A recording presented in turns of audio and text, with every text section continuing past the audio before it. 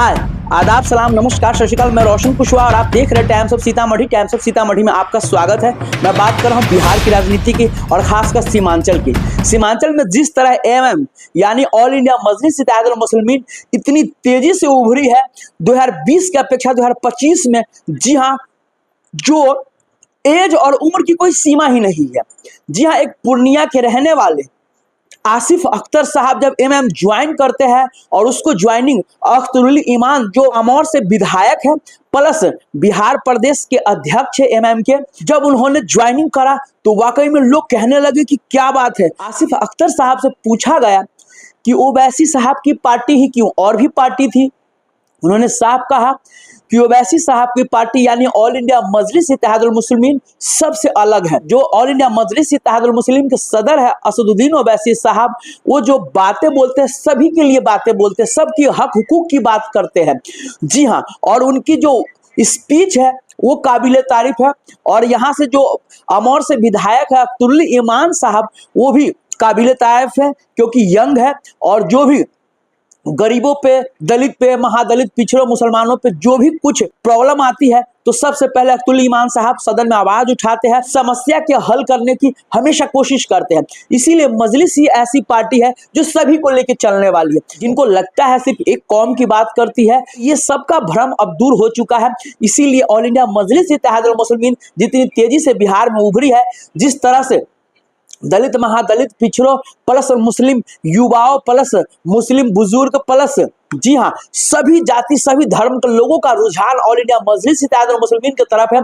इसी पे जब अख्तरुल ईमान साहब ने खुद ज्वाइनिंग कराया एमएम में और उसके बाद आसिफ अख्तर साहब ने खुद अपनी जुबानी क्या कहा, चलिए आइए सुनिए।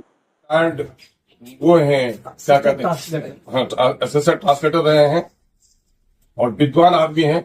रिटायरमेंट के बाद उन्होंने कहा है कि मेरी जिंदगी एमआईएम के लिए वक्फ है। कहाँ से हैं? ये रहने वाले बारा ईदगाह अमोर के हैं और कस्बा में इसके बड़े सामाजिक खिदमात हैं। तो बाकी अपने बारे में आप बताइए। मैं मोहम्मद आसिफ अख्तर, वालिद मरहूम शेख हाजी करीमुद्दीन एट बारा ईदगाह अमोर पूर्णिया। मेरी प्राइमरी एजुकेशन बारा ईदगाह मदरसा से, उसके बाद कस्बा high school, inter Purnia college से, पटना से ग्रेजुएशन। तो उम्र के इस पड़ाव में जो है एमआईएम ज्वाइन करने की वजह बस समाधि जज्बात खिदमत हैं।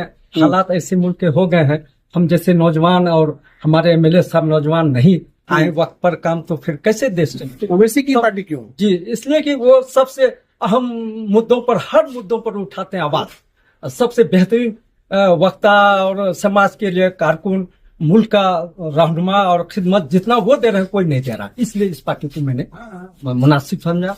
इसको जो मजबूत है ही अख्तर भाई कर रहे हैं, सब हम भी इसके साथ दे करके मुल्क को बहुत ऊंचाई पर ले जाए। सियासत में आने की ख्वाहिश रखते हैं? बिल्कुल, हमारे बाप दादा ही सियासत में थे। हमने 84 में भी कोशिश किया था, हम और से मिले थे कांग्रेस के टिकट।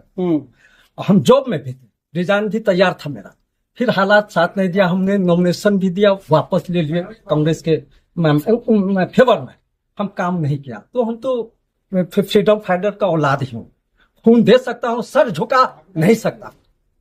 हम खून दे देंगे मुल्क के लिए, सर झुका नहीं सकते मोदी के साथ। क्या शुभ नाम हुआ? मोहम्मद आसिफ अख्तर। अजब है यहाँ फसाना कि हर बशर है जो दीवाना।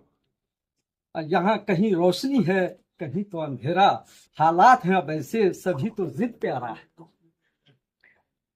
मकता है सामिन हजार चेयरमैन साहब से मखसूस तौर से तवज्जो चाहूंगा। करम तो देखो रब का, करम तो देखो रब का, तेरा आसिम तेरे लिए अब भी खड़ा। मुल्क के लिए, देश के लिए, ओवैसी साहब के लिए, भाई अब्दुल ईमान साहब के लिए अभी भी मैं खड़ा हूँ इस उम्र में। ये आपके लिए है। कितनी उम्र है आप? बैठिए। लगभग 78, 68, 79 के आसपास चल रहा है।